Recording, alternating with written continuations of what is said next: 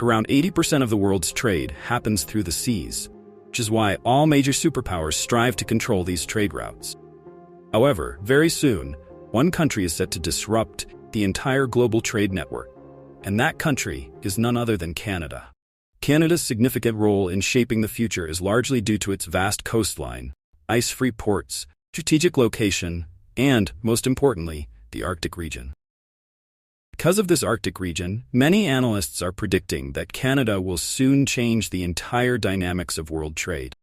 But what exactly is in the Arctic, and why is it so important for global trade? The Arctic is essentially the northernmost part of our planet, represented by the blue-colored area, which includes the Arctic Ocean and several countries. First country on this list is Canada, whose entire northern and northwestern regions are part of the Arctic. Next is Denmark, which is included because Greenland is under Danish control, making Denmark automatically a part of the Arctic region. Greenland is the world's largest non-continental island, with only 15% of its area inhabited. The rest is covered in ice. Third is Iceland.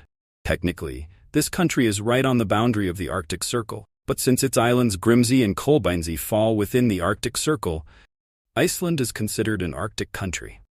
The fourth Arctic country is Norway, with 50% of its area within the Arctic Circle, including the Svalbard and Jan Mayen Islands, which are part of Norway. The fifth Arctic country is Sweden, and a significant portion of its area is also within the Arctic Circle. Sweden is followed by Finland, which shares a similar Arctic region. The seventh country is Russia, which has a 15,000-mile-long coastline along the Arctic Ocean. Russia is home to 50% of the Arctic population because nearly all of Russia's northern part is within the Arctic Circle. Lastly, we have the United States, which became an Arctic nation in 1867 after purchasing Alaska from Russia. After understanding the significance of this Arctic region, the next question arises: why is this region so important for global trade? The simple answer is that once the ice melts, new shipping routes will emerge that will reshape the global economy. Two of these trade routes are particularly important: the Northwest Passage and the Northern Sea Route. The Northwest Passage is a shipping route between the Pacific and Atlantic Oceans, which will massively boost trade between Asia and North America. Moreover, it will be significantly cheaper than existing trade routes. Humanity has always sought efficient trade routes between Europe and Asia, and it was in this quest that Christopher Columbus, in the 15th century, sailed across the Atlantic Ocean and discovered America. He ventured to the northern side, but due to the ice, could not go further.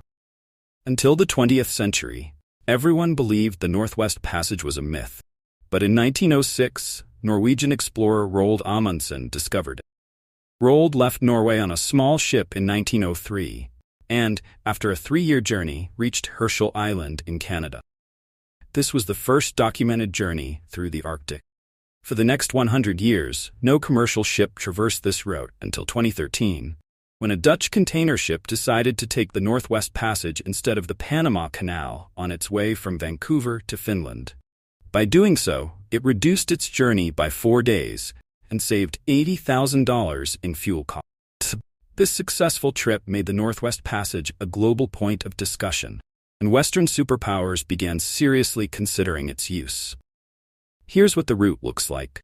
Container ships will enter the Northwest Passage from the Davis Strait, cross Baffin Bay into the Beaufort Sea, and then pass between Alaska and Russia into the Pacific Ocean. From there, they can reach Western America or Eastern Asia. Currently, only icebreaker ships can navigate this route. But with the speed at which the Arctic ice is melting, regular container ships will be able to pass through by 2040 to 2050. When this happens, global trade will change completely. For example, today, a ship traveling 13,000 miles from Japan to Western Europe via the Suez Canal could take the Northwest Passage instead. This route is 6,000 miles shorter than the Suez Canal, resulting in significant time and cost saving. Naturally, this would drastically reduce traffic and revenue for the Panama and Suez Canals, with traffic shifting towards the Northwest Passage. Whoever controls this route will have their fortune transformed. Although all Arctic countries, except Russia, are friendly with each other, claiming this route won't be easy for Canada. To make matters worse, a non-Arctic country is already showing a lot of interest in this route: China. China's entire economy relies on manufacturing exports, which pass through the Strait of Malacca into the Indian Ocean and then to Western Europe via the Suez Canal. This is a long route with 3 choke points that, if blocked for any reason, would collapse the Chinese economy. Using the Northwest Passage to reach Europe would be ideal for China. This is why China is aggressively aligning itself with the Arctic agenda. In 2018, Chinese officials declared China a near-Arctic country. In 2023, China sent its first locally manufactured icebreaker ship for Arctic exploration. Although China has announced that it will respect any international law regarding the Arctic route, geopolitics is unpredictable. And it's not just China that poses a threat to Canada's claim on this route. Perhaps the greatest resistance comes from the United States, which is surprising given the historically friendly relations between the US and Canada. But on this issue, the two countries are in significant disagreement. Canada claims the entire Northwest Passage as its own because the route runs alongside its islands and coastline, while the US argues that the route should be under international control and free for all. Naturally, this stance would be highly detrimental to Canada. Moreover, if the route is made free for all, any ship that gets stuck in the ice or faces an accident will have no nearby country to assist.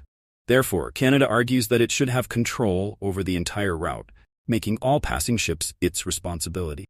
By charging a fee, Canada would provide proper facilities, just like the countries controlling the Panama and Suez Canals do. So far, there is a deadlock between Canada and the US on this issue. But it seems the US doesn't have many options. The US doesn't side with Canada. Canada might gain support from Russia and China, as both countries have already hinted at supporting Canada on the Arctic route. Naturally, the US will not tolerate Chinese and Russian influence here, so there is an 80% chance that the US will eventually accept Canada's claim. This route will give Canada's economy a massive boost. Even today, sea trade is a major contributor to the Canadian economy. In 2022 alone, Canada created 3,000 jobs and generated $150 billion in revenue from its shipping ports. This route will undoubtedly make Canada much more important on the world map. There is only one alternative to this route, and that is the Northern Sea Route. Alongside the Northwest Passage, this route will also become accessible as the ice melts, making Russia and China much more powerful geopolitically. To learn more about the Northern Sea Route, subscribe to the channel because we'll be making a video on it very soon. See you in the next video with another interesting topic. Take care, and goodbye.